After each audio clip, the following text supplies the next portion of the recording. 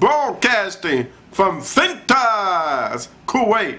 This is the Me and Larry reality video show. LTL, Editorial News for November 10th, 2009. Let's give you the headlines. Matter of fact, LTL is going to give you LTL Conspiracy Theory News.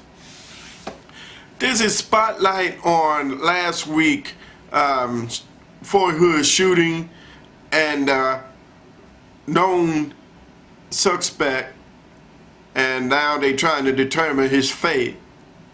Better known as Major Nadal Malik Hassan. Let me do a little report on him. He was born and raised in Arlington, Virginia. His parents was born in Palestine, that's near Jerusalem, and they was able to move into U.S.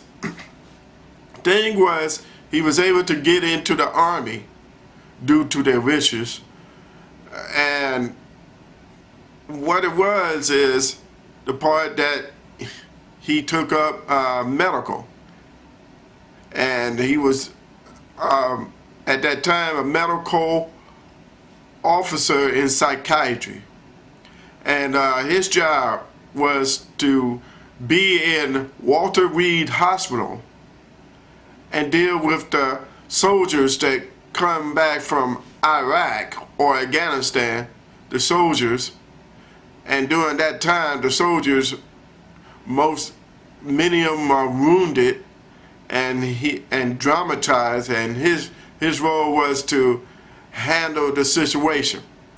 Now, the first conspiracy theory was, did they know anything about him?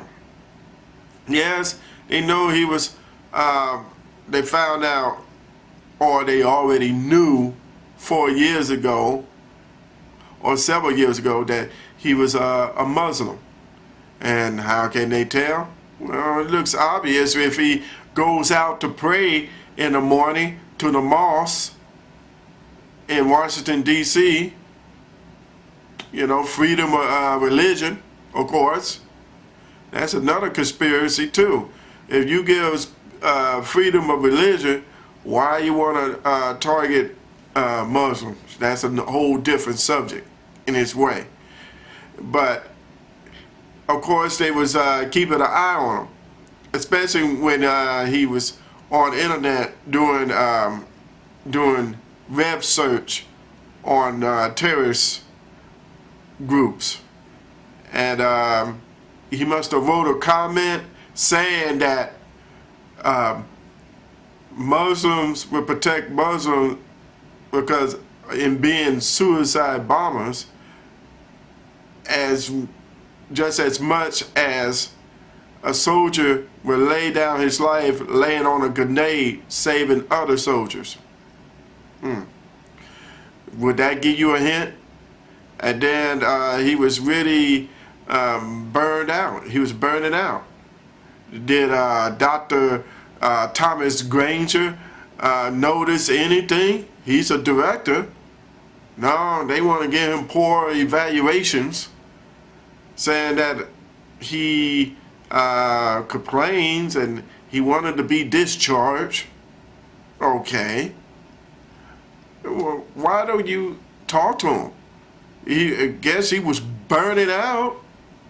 If you have so many soldiers that you had to talk day after day after day after day after minute after minute after minute, and each hour, have so many in each hour, I think you would have to take a break, or else you'll break down.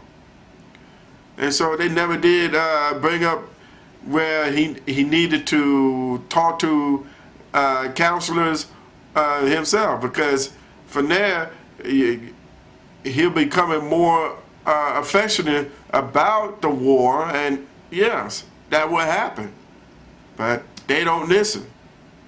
And so what they did to make life easier, poor evaluations and everything, they sent him off to Fort Hood. Oh, that's a great idea.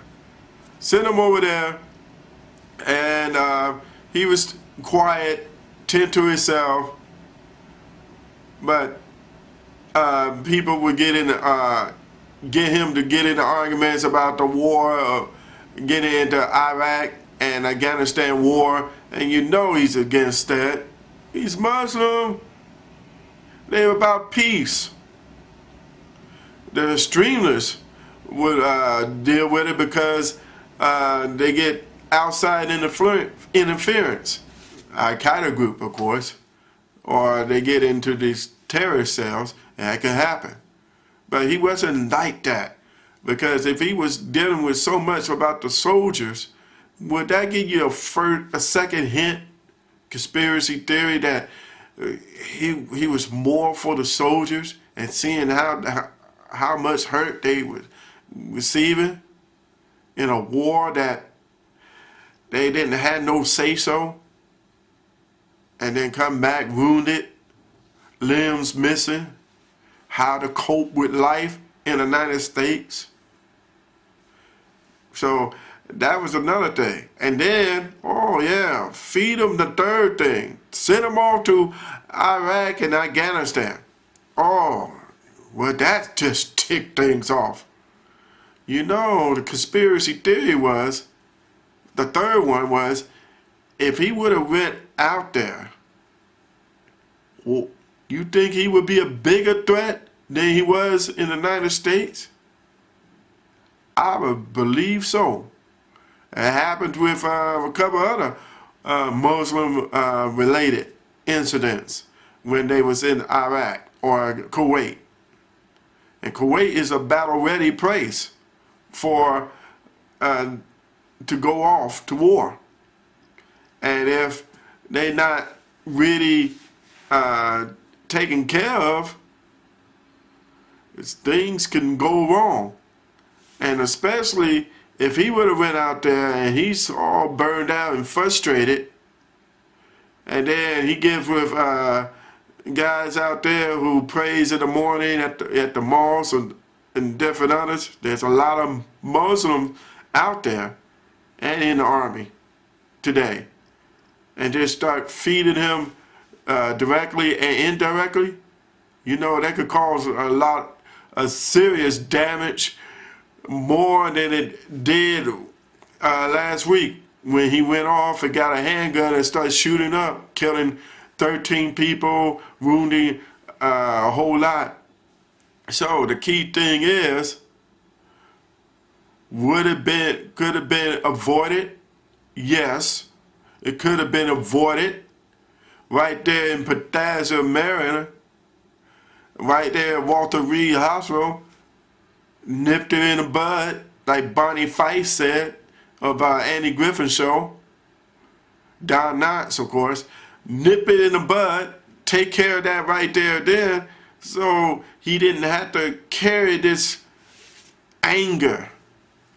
You know, he be like Star Wars about the Emperor saying, "I love your anger.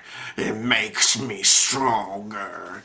Yeah, and it made him stronger to react. And most of the time, those who are quiet are the most dangerous. Yeah, the Emperor saying, "I love your anger, make me stronger." Yeah. So the next time, deal with it instead of just brushing him off or brushing somebody off. And I'll be right back with the educational news about that story.